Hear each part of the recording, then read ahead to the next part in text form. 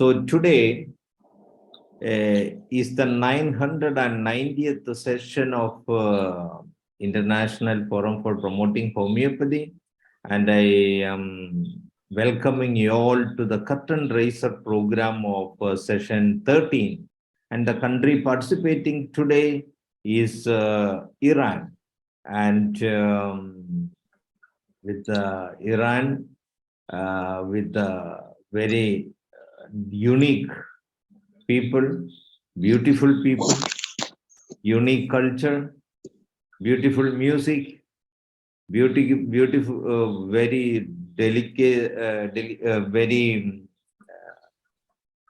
unique delicacies, and we invite all the delegates of Team Iran who will be going to present today on the Curtain Raiser program of our 1000th day Zoom meeting celebration. So I hand over the session to Dr.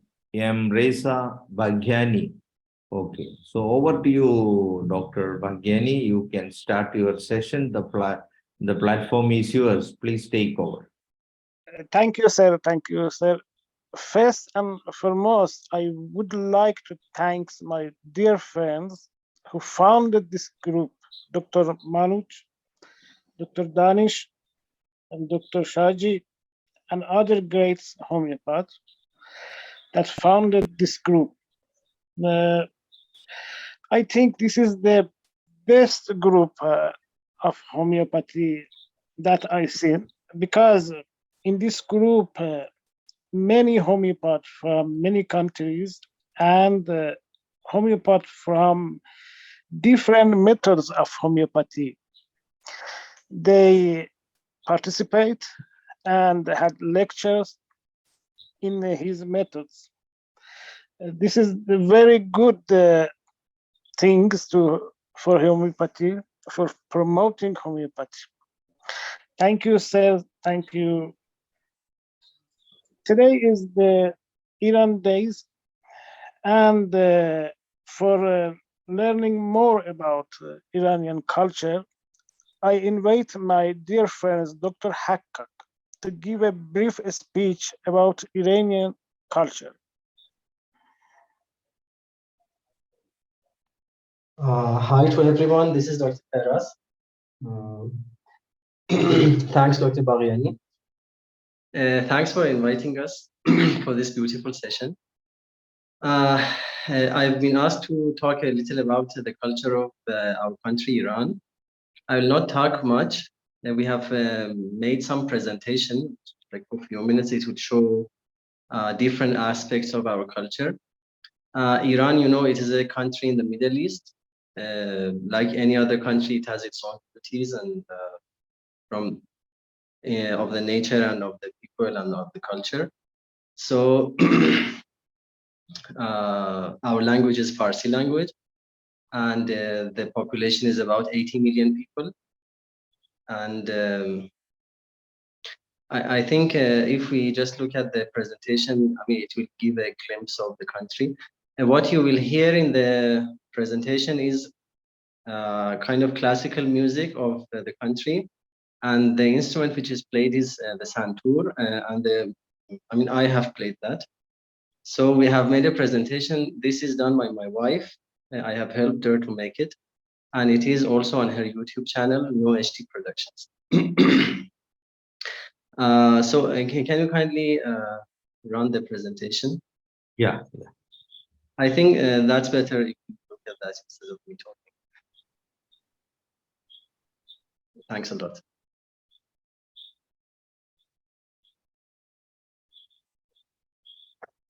Please, the other one. Sir, the bird one.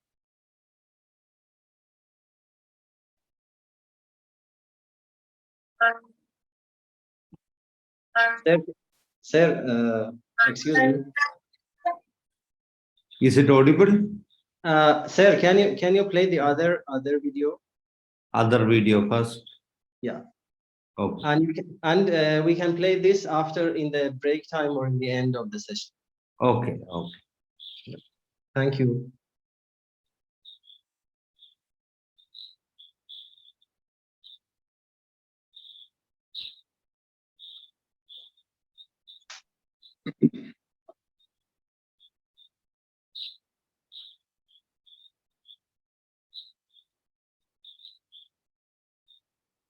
Yeah, this one. Okay, thanks a lot.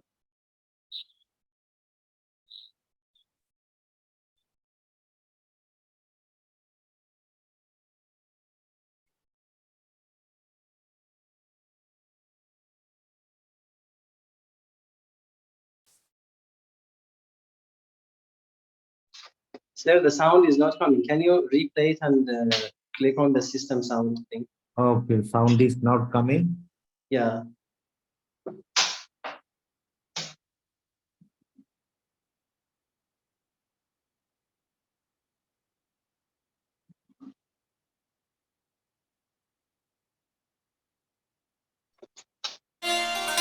Okay, thank you.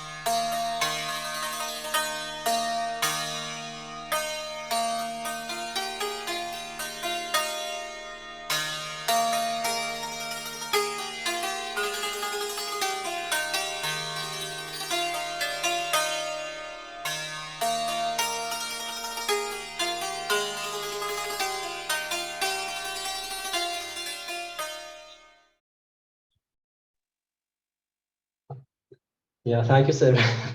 This was some, we tried to show some glimpse of the culture of our country. So I hope you've enjoyed. And I have one small piece of music that I've played with the video. At the end of the session, if you feel like, we can watch that as well to end the session artistically. Thanks a lot. Dr. Bariani, thank you so much. Dr. Bariani, I hand over. Thank you, Dr. Frost. Okay, thank you, Dr. Frost. In Iran, we had many researchers of homeopathy to familiarize you with researches example in homeopathy that have been conducted in Iran. I invited my dear friends, Dr. Shahabi, to briefly discuss one of his studies. Dr. Shahabi is a brilliant homeopath, and he is a professor of immunology in the Iran University.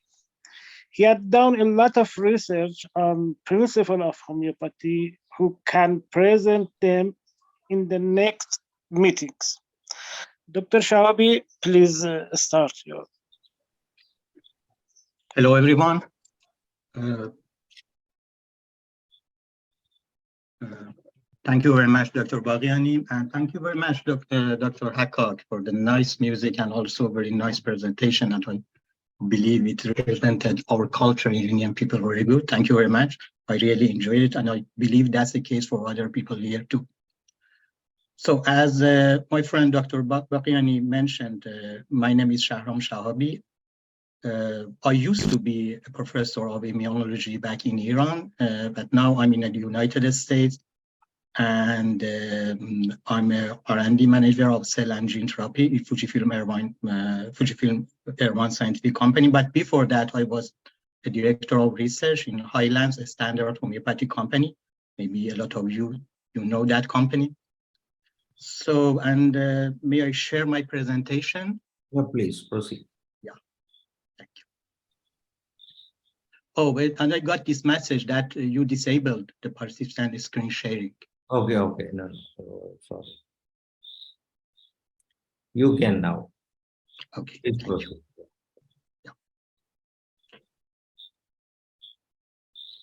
Okay. Oh, so can you see it now Yes, in the presenter mode? yes. So the title of my presentation and the study that I want to represent today is subcutaneous isopathic immunotherapy of allergic asthma in a mouse model of allergic asthma. So this is the work that is done back then when I was in Iran by one of my PhD students over there. So, and for sake of time, I don't want to go in much detail about this study, just, a very brief explanation. So as you know, isopathy is a homeopathy approach in which the causative agents for products of a disease are used to treat the same disease. So a lot of studies actually, are done in the field of isopathy and also isopathic or homeopathic immunotherapy. And I can say one of actually the best studies and the most successful studies in the field of homeopathy is actually they done in the field of isopathic or homeopathic allergic or allergen immunotherapy. And I don't want to go to that, but some of these studies, for example, they publish in Lancet or British Medical Journal. I believe a lot of you, they are already familiar with these studies. So I don't want to go through the preparation of remedies in isopathic immunotherapy because you know already. So in actually in isopathic immunotherapy, the way that actually we maybe diagnose the patient or the finding the remedy is very similar to the classical method and conventional method. It's not like homeopathy or classical homeopathy, as you know. For example, in isopathic immunotherapy, we use the conventional allergic tests, for example, allergy skin prick test or specific IgE test. So maybe that's one of the reasons that isopathic immunotherapy or isopathic allergen immunotherapy is one of the best models to study the mechanism of action of homeopathy and also the efficacy of homeopathy. Because as you know, one of the problems and debate against homeopathy is the highly diluted homeopathic remedies that we use. So, if we can show in a classical method that the variety between the diagnosis is less than classical homeopathy and is more familiar for the conventional physicians or conventional scientists, and we show that these highly diluted remedies, they can work. So that's gonna be an advantage for homeopathy at all, I'm gonna say. And also the animal models that we used here is another advantage that we can use, because using animal models in scientific research is one of the ways that we can show that the effects that we see is not a placebo effect. So we use an animal model of allergic asthma here. Actually, we produce allergic asthma in mice, in the mice under study with ovalbumin. We produce that allergy with ovalbumin, and we use the same ovalbumin to treat them. Actually, we produce homeopathic remedy 6C from that ovalbumin, and we injected that ovalbumin, highly diluted ovalbumin, or homeopathic remedy made from ovalbumin subcutaneously to the mice. So, and we got 3 groups here. HT is highly diluted. What we put it here is the mice that they got treated with the homeopathic remedy. And we got a no treatment group, as you can see here, that they got the disease, but they didn't actually receive any treatment. And we got the normal group that they didn't have any disease, allergy, and also they didn't receive any treatment. So I don't want to go in much detail for sake of time. So the parameter that we evaluated in this study, one of the most important was inflammation. As you can see, the inflammation plays an important role, very important role in the pathogenesis of allergic asthma. So we one of the parameters that we evaluated was the inflammation and the level of inflammation in the lung, mice lung, I'm gonna say. And we got actually this inflammation score. And as you can see in this graph, we showed that when we treated mice with this isopathic or homeopathic immunotherapy, the level of inflammation in their lungs decreased significantly, as you can see here in the middle bar. So, and also you can see here the macroscopic images of lung tissue. This is the no treatment group, actually the lungs of the mice that they did have the allergy, but they didn't receive any treatment. And then in the middle image, you can see that the level of inflammation, I'm gonna say the infiltrated inflammatory cells decreased significantly. And here you can see the normal tissue without any inflammation. So eosinophils, there are some, as you know, immune cells that they are, playing an important role also in allergy and allergic asthma. So we evaluated the percentage of eosinophils in bronchoalveolar lavage fluid and of mice. And as you can see here, the homeopathic treatment, the isopathic immunotherapy treatment significantly decreased the percentage of eosinophil in the bowel fluid. IgE and IgE-mediated hypersensitivity is another factor that plays an important role in the pathogenesis of allergic asthma, as you can see here in the picture and as you know. So I don't want to go for the, the mechanism of pathogenesis produced by IgE for sake of time, but here again in the concentration, regarding the concentration of ovalbumin, a specific IgE concentration in the serum, as you can see, the treatment of mice with isopathic immunotherapy significantly decreased the concentration of IgE in serum.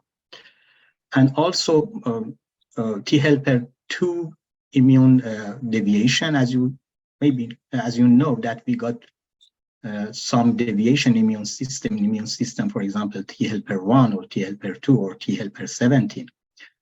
But T helper 2 deviation of immune system plays an important role in the pathogenesis of allergic asthma or all kinds of allergies. And here we show that this deviation toward T helper 2, actually the marker was the concentration of interleukin-4 produced by a splenocyte, is decreased significantly by our treatment isopathic allergen immunotherapy, as you can see here. So another mechanism that plays an important role, not in the pathogenesis, but in the alleviation and improvement of allergic asthma, are regulatory T cells. So at first we thought that is, and it showed actually that these cells, they're going to increase in the conventional allergen immunotherapy, I'm going to say allergen shots. So that's why at first we thought that maybe they play a role in pathogen, in mechanism of action of isopathic immunotherapy too. So we measured and we evaluated the population of regulatory T cells and also the main cytokines that's produced by these T cells, the regulatory T cell, that it was TGF-beta. So regarding the concentration of TGF-beta, as you can see here, yeah, we got some increases in the treatment group, but it wasn't significant.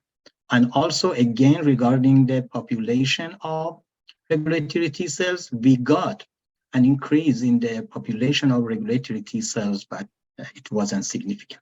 So as a discussion, I'm going to talk about the mechanism that we think that this study, actually this isopathic or homeopathic treatment play in the, actually alleviation and improvement of the allergic mice. So whatever is in the homeopathic remedy, I don't want to discuss about what exists in a homeopathic remedy. Some people, they say small amounts of original molecules. Some people, they say aqueous nanostructure. And, for example, I myself, regarding the studies that we done in Highlands, we believe that there is aqueous nanostructure with a specific charge orientation. Is it electromagnetic waves or is it nanoparticles? Whatever it is, it's going to be a very mild stimulation. We know that it's going to be a very mild stimulation. So, and what's going to be the target cells regarding this isopathic or homeopathic immunotherapy? So the target cells, whatever they are, they should have a low activation threshold because this is a very mild stimulation, and they should have regulatory functions, or they could activate other cells containing regulatory functions. So regulatory T cells, they are a very good candidate. So that's why actually at the first place, we chose these cells as our candidate to be evaluated, the population of cells and also the cytokines that they produce. But, we showed that that's not the case, that wasn't the case, and the population of these cells didn't increase. So that was a point that we didn't consider at the time of designing this study, that these regulatory T cells, they need antigen-presenting cells to get activated.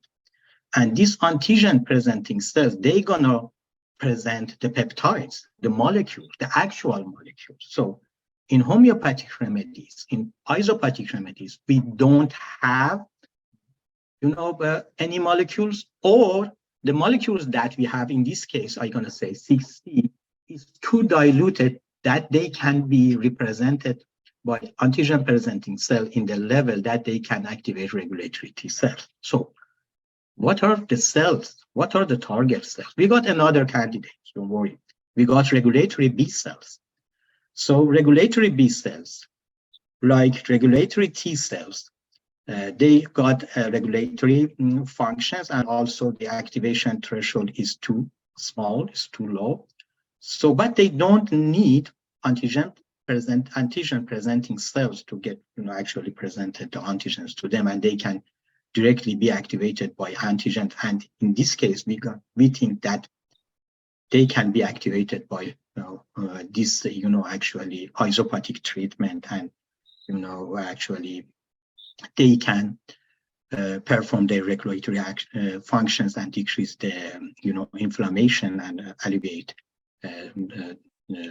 actually the disease.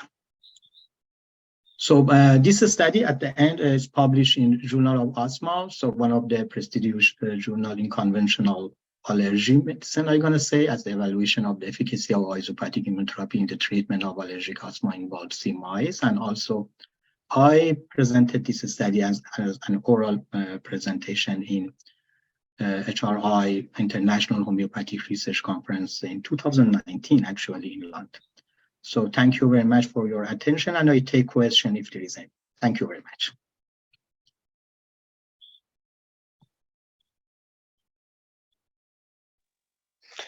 Thank you, Dr. Shahabi. That was very good. session. As you may know, Iran is an ancient civilization with a rich history in medicine. Great doctors such as Razi and Avicenna and another Al-Ahwazi and another great doctor are in the Iranian history. But we have there are traces of homeopathy in the history of Iranian medicine. For instance, Ibn Ravandi, who lived in the 10th century before, stated that when a person has an incurable disease, infecting them with a curable disease can cure their terminal illnesses. If he had used the word similar in his statement, it would be precisely homeopathy.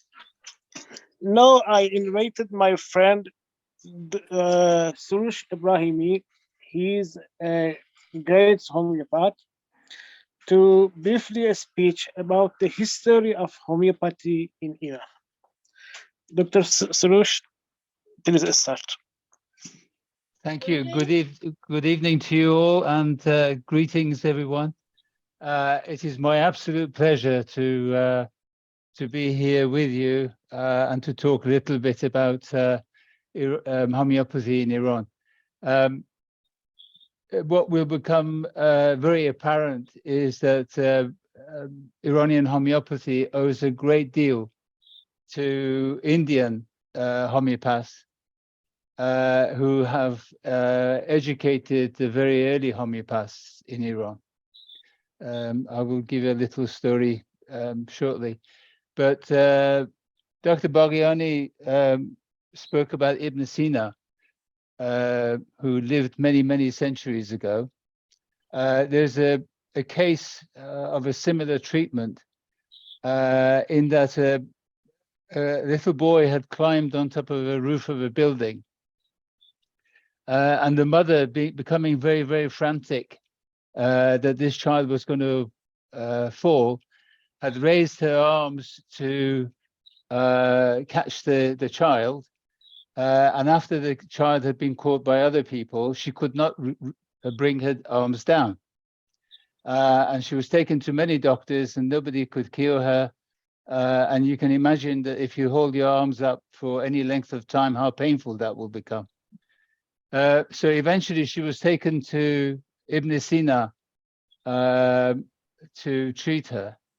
And very interestingly, obviously not homeopathic in the same way as you and I might understand it, but he treated shock by shock. What he actually instructed was that she should be taken to the bathhouse. Now, the old traditional bathhouse had many sections, and the more you went to the center, the hotter it got, and the more humid it got. So anyway, his instruction was that this lady should be taken to the front of the door of the inner section, completely naked. And she was kept there for some time, and all of a sudden he barged in, and the effect on the woman was to try and cover her shameful parts, as they thought in those days, and she covered herself. So obviously she brought her arms down, and that was the cure of the case. So treated shock with shock, and I find that an absolutely amazing case of psychology. But coming up to our subject is that, in essence, the first introduction to part of homeopathy was Schuster's salts. There was a gentleman called Nur Ali Shah from Gonabad. The Gonabadis are famous for leading a sect of Islam. And this gentleman was very interested in traveling, got to India, became interested in Schuster salts, and sort of translated some books. This was around end of 19th century, early 20th century, because he actually passed in 1918. And then he was followed by another gentleman called Majidzadeh.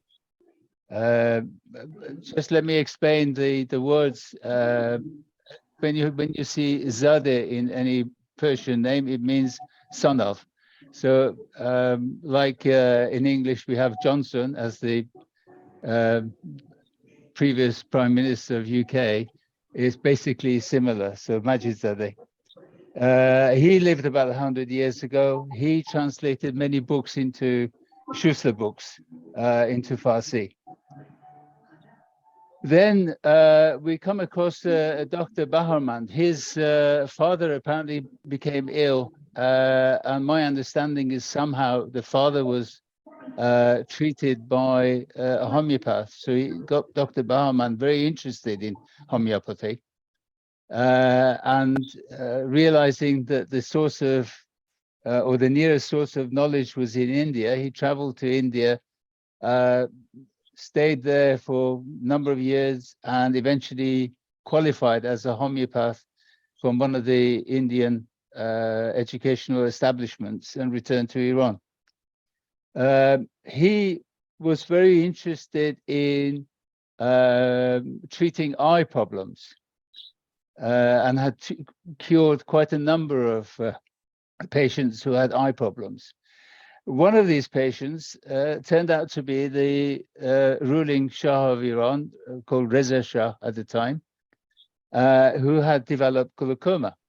And medicine of those days being the medicine of those days, nobody could cure him. He was eventually introduced to Dr. Baharwan, and he managed to cure this glaucoma, and as a result, he was given the task of being the lead medic of the hospital, local hospital. There weren't many hospitals in Tehran, funnily enough, in those days. You know, we're only going back 100 years. So that was a quite an interesting thing for him to happen. But we have no record of him actually training anybody in homeopathy. He had an office, funnily enough, not far from the British Embassy in Tehran. The next character who played a very important role is a gentleman called Professor Jean. And I actually managed to interview him a couple of years before he passed. He was a very, very old man when I interviewed him, but he had absolutely superb memory. He was he had a PhD in chemistry, and he was a part of something like 10 or 15 academic scholars who was instructed by Reza Shah again to establish the University of Tabriz.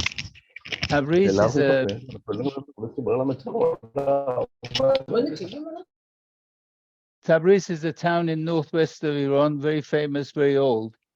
And so they established this university there. A couple of things happened at this time.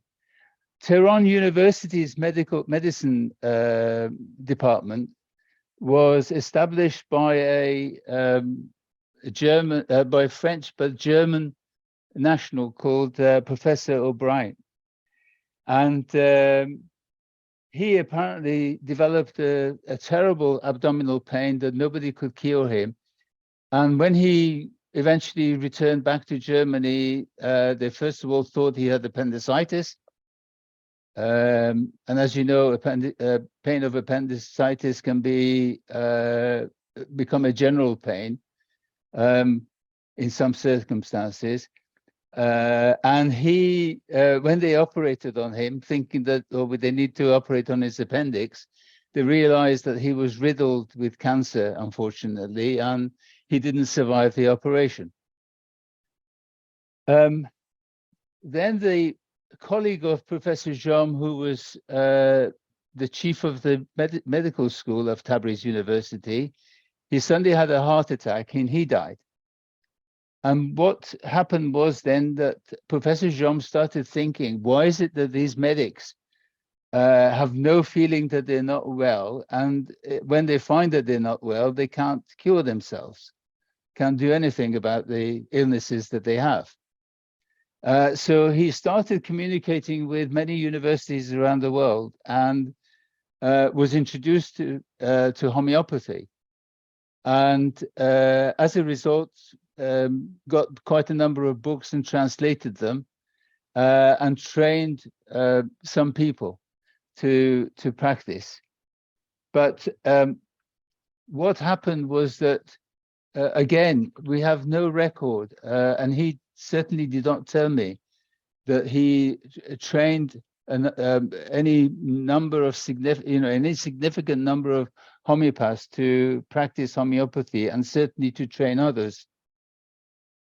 But one of his students, and I think under his instructions, was a Dr. Aliyev, who trained in Tabriz as a medic. He then went to India and trained as a homeopath.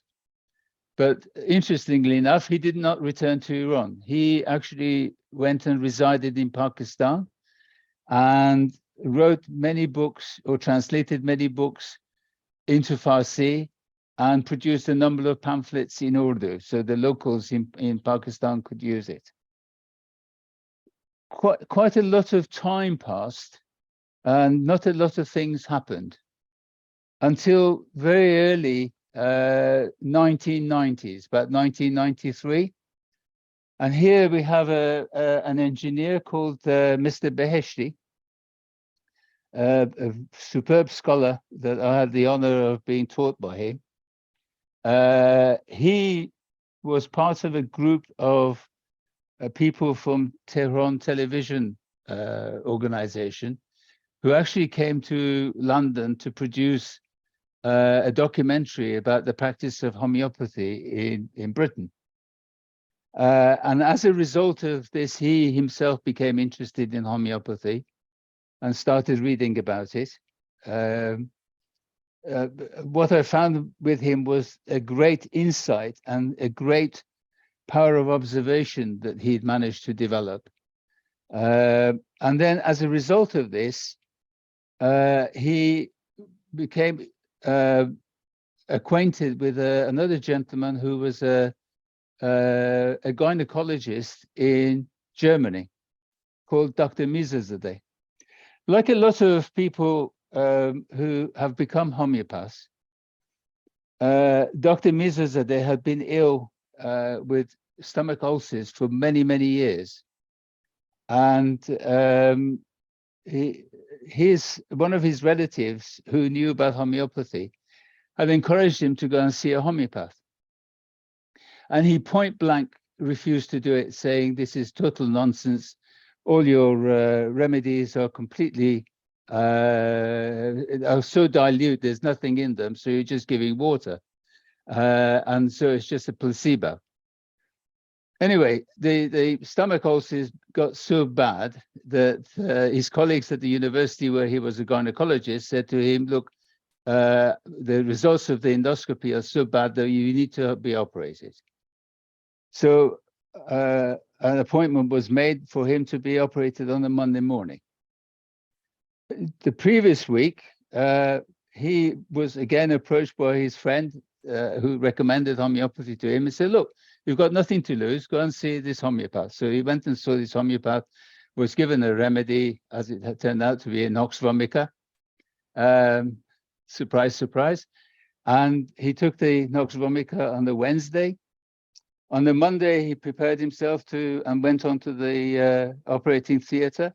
And he said to his friend surgeon, "Before you operate on my stomach, please carry out another endoscopy and see what is the state of my stomach?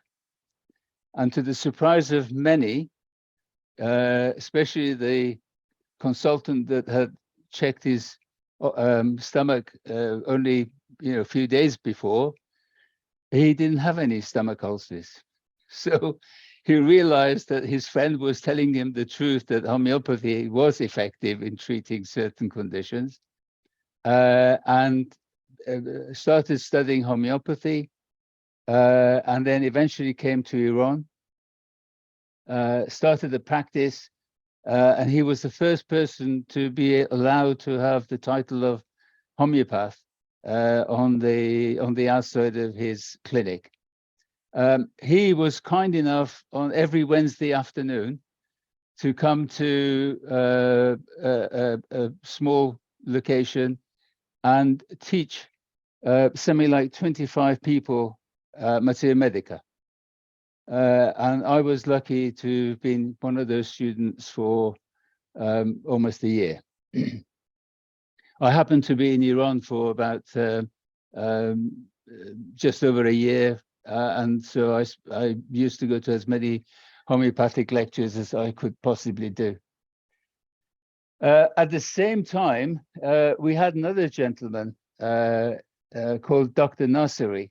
Now, he wasn't a medic. He was an extremely intelligent, very, very high IQ. I mean, he was at such a level that I couldn't really understand when he started talking about his own subject, which was aerodynamics and such. Like, he'd worked for British Aerospace, he'd done some projects for NASA and all this.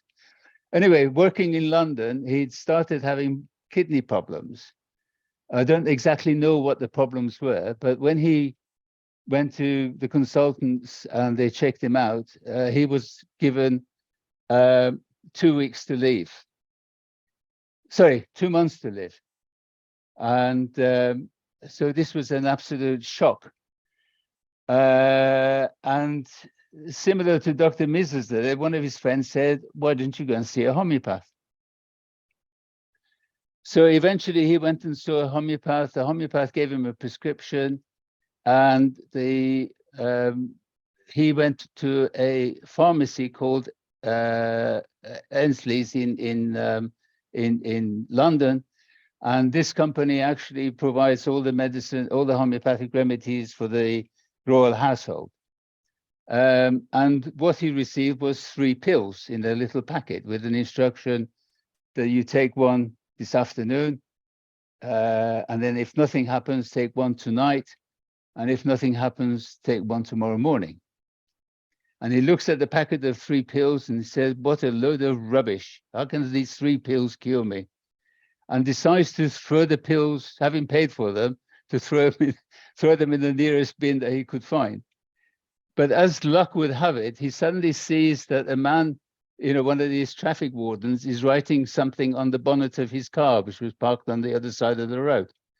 Thinking that he's being fined, he walks straight to the car and says to the man, why are you finding me? I'm parked legally. And he says, no, I'm only using the bonnet as my table. There's nothing. So anyway, he gets in his car, goes home, and his wife says, okay, what happened? So he said, oh, they gave me 3 pills. I've thrown them in the bin. And anyway, two or 3 days later, his wife decides to have his suit cleaned, and emptying his pockets comes across the 3 pills again. So he says, look, your pills are here. Why don't you take them? So he does. He takes the afternoon pill. He takes the evening pill. And in the morning, he wakes up in absolute sweat and fever. So he doesn't take the 3rd one. And then he had an appointment to go and see his consultant after 2 weeks.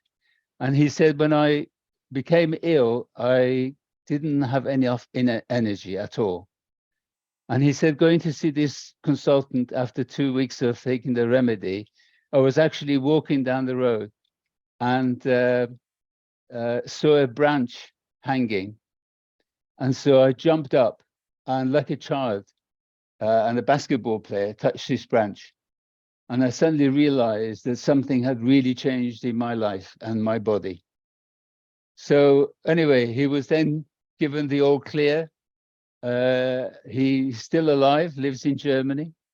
And when he returned to Iran, he was a lecturer at Urumia University, which is again the other side of the big salt lake in Iran. If you look at the map of Iran, it looks like a cat with an eye closed and an eye open. So the eye that's open is the lake, and Urumia town is has a university.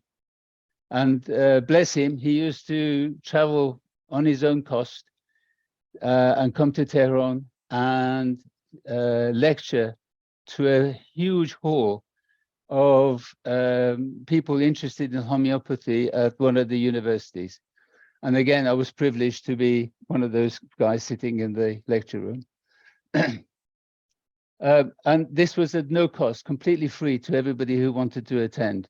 And so homeopathy took off in Iran, and eventually I'll hand over now to my colleague, Dr. Moini, who will now just talk about the next phase of what happened in homeopathy and Iran.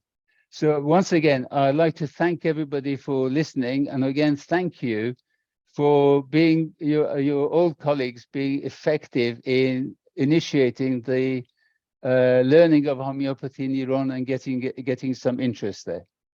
Thank you very much indeed.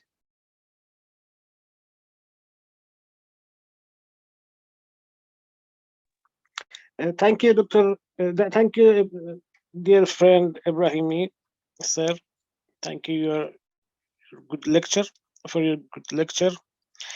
In Iran, there are many brilliant homeopaths. One of senior of them is Dr. Moini. He is a specialist, neurologist specialist, and he is a master of homeopathy.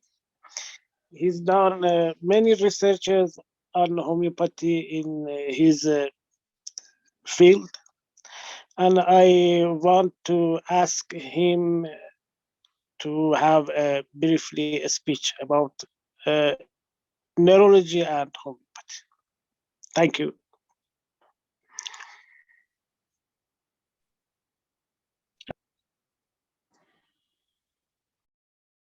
Hello everybody. Nice to meet you all. Very nice presentation till now. I hope my voice is good and you hear well. I think so. I am in nature and I want to tell my lecture in nature because homeopathy is naturopathy. Today I was participating in a symposium in neurology. My lecture is about the connections between homeopathy and orthodox medicine. I think that the big problem, I think so, from many years ago, because before I became a specialist, I was homeopath. And then after 10 years work in homeopathy, I decided to participate in specialty. And I think that neurology is a good specialty because pain and many systems that I talk about is the links between orthodox medicine and homeopathy. These days, some new courses, some new, I think, courses like neuropsychoimmunology and individualized medicine is begin from many progress culture, many progress country. Because, you know, when we tell in homeopathy 200 years ago from Samuel Hahnemann that stress started a pathway, started as an exciting cause that your susceptibility or your miasm flare up And this is the beginning of a big pathway of chronic disease in his book of chronic disease. Many years, I think that because when I participated in Orthodox medicine is in day-to-day symposium, especially in neurology, our colleague in neurology doesn't accept very well this theory because the theory of vital force and the philosophy of homeopathy is something that complex, I think, for many of my colleagues as a specialist. So I decided very hard to I think that this forgotten link between homeopathy and medicine, the daily medicine that was practiced all over the world should be done. And I think that for example, as you know, many diseases in chronic disease, for example, MS, autoimmune encephalitis, these days they know that may become started from viruses, from bacterial, from, for example, prions. So I think that many stresses, as you know, in the courses, as I said, in the courses of neuropsychoimmunology that was started from, I think, 1980 in America. This is a new knowledge. This is a new course of medicine called neuropsychoimmunology. Said that stress from two pathways. One pathways is sympathetic pathways. The other pathways is from the effect on ACTH from hypothalamus and on the adrenal and the cortisol production. And these pathways distribute of our immune system, distribution of our immune system in the whole body make worse by stress. This stress may be from emotional stress, maybe from virus, and maybe from many other things that I think started the pathways we called miasms. We call it susceptibility to become chronic disease. These new courses, this new knowledge was said 200 years ago in the Organon by Samuel Hahnemann, as you know, better than me. So I think we should these days insisted on producing some researchers, some lectures about this forgotten circle between homeopathy and medicine. And we should, you know, in my field, in neurology, as you know, we have a lot of kind of headache. I myself treat my patients by homeopathy, from migraine headache, cluster headache, sanct headache. And I know these days, I know that the results from homeopathic treatment is more and more better than daily medicine that was used in all around the world. You know, we have a term, medical overuse headache. That is the headache that, for example, the patients from overuse of palliative or overuse of just, for example, suppressing pain or painkillers, you got this kind of headache. And these lectures, these kinds of words is, as you know, you will see all over. You see now all over the Organon. Organon is these speeches 200 years ago. So I decided to researches on these kinds of words, because if you insist of these kinds of research, I think many of my colleagues in Orthodox medicine desire to know more about homeopathy, and homeopathy became more widespread all around the world. I know, I think that the homeopathy needs these kinds of research. The researches about the links between virus and susceptibility, the links between stress pathways and the chronic disease, and the pathophysiology of disease, as you will read in medicine. You can talk about that when you use the remedy of homeopathy, these pathways, these links was corrected, because the chronic disease is the distress of these pathways, is the problem in these pathways, that your immune system, as Dr. Shahabi said, cannot correct it, and one exciting cause makes you to get the chronic disease. So I think that we should have this kind of research for filling this gap. This is a gap. It's a very, very, I think, complicated gap. And this gap is not good for homeopaths. Homeopath as an alternative medicine, I think we should not insist on alternative or complementary. We should insist on this is a way of treatment, like Orthodox medicine maybe. And we should research to filling these gaps in the words of our colleagues in Orthodox medicine, not just in homeopathic words.